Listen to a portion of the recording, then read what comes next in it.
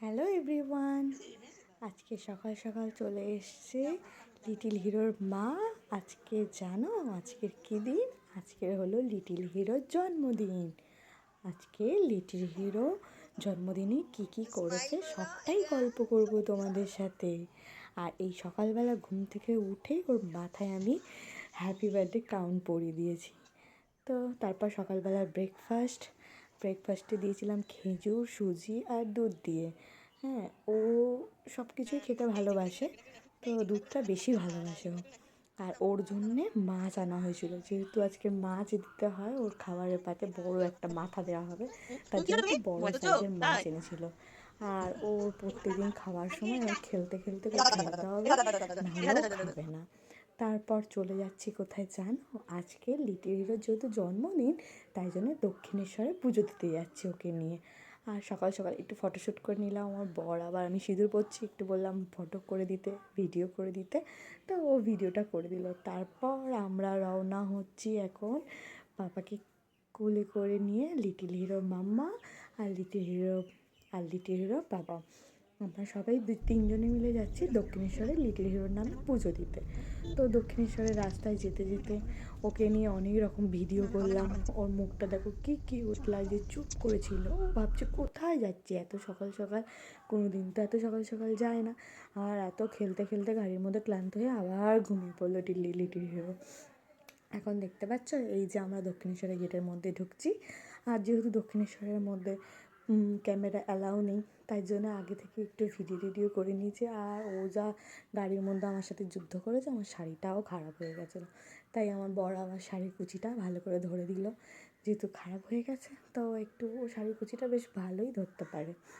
হ্যাঁ, ওই সবসময় আমার শাড়ির কুচি ধরে দেয়। তারপরে যে লিটিল ঘুম থেকে উঠে দেখছে কোথায় চলে এসেছি, ওকে কোলে নিয়ে পুজো টুজো দিয়ে আমরা বাড়ি চলে এসেছি।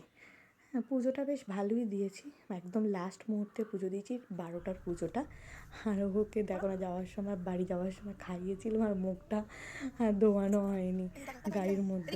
এত জ্যাম ছিল রাস্তায়, গরমে তো ও পুরো হিমশিম খেয়ে গেছে। গাড়ির মধ্যে এসি চলছিল, তবুও যেন ওর মানে দক্ষিণেশ্বরের মধ্যে এত গরম ছিল, ঘেমে গিয়ে ভীষণ ক্লান্ত হয়ে পড়েছিল। আবার রাস্তায় যেতে খাইয়ে আবার ঘুমিয়ে পড়েছে, ভীষণ টায়ার্ড হয়ে গেছে। বাড়িতে গিয়ে ওকে স্নান করানো হয়েছে। দেখো, ওকে সাবান শ্যাম্পু দিয়ে সেদিনকে স্নান করিয়েছি। আর ভীষণ মজা করে এই টেডি বিয়ারটার উপরে, পাম্প বেলুনটার উপরে ও স্নান করেছে। যেহেতু সেদিনকে খুব টায়ার্ড ছিল, ওই জন্য একটু খেলিয়ে ওকে স্নান করাতে হয়েছে। নাহলে বাবু স্নান করার সময় মাথায় জল দিলে খুব রাগ করে। দেখো খুব এনজয় করছে, ওর উপরে বসিয়ে দিয়ে সাবান মাখাচ্ছি। হ্যাঁ, খুব এনজয় করছে মাথায় জল দিয়ে, তোমরা দেখতেই পাচ্ছ। হ্যাঁ, এরপর হবে আসল খেল। এইবার দেখো এত টায়ার্ড হয়ে স্নান করে ঘুমিয়ে পড়বে।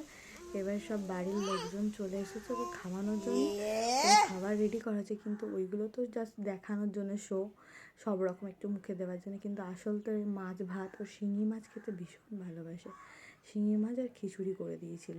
ও শুধু মাছটাই খাবে, কিন্তু ভাতটাও খাবে না। ও খুব মাছ ফেভারিট, মাছ আর ডিম।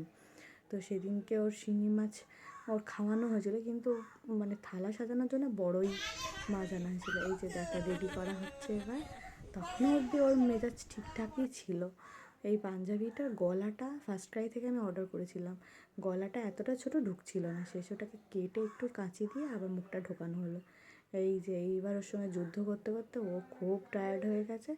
টায়ার্ড হয়ে গিয়ে এবার আর খাওয়ার ওর ইচ্ছা নেই। এবার সবাই যখন মুখে দিচ্ছে, ওর তো ভীষণ রাগ হচ্ছে।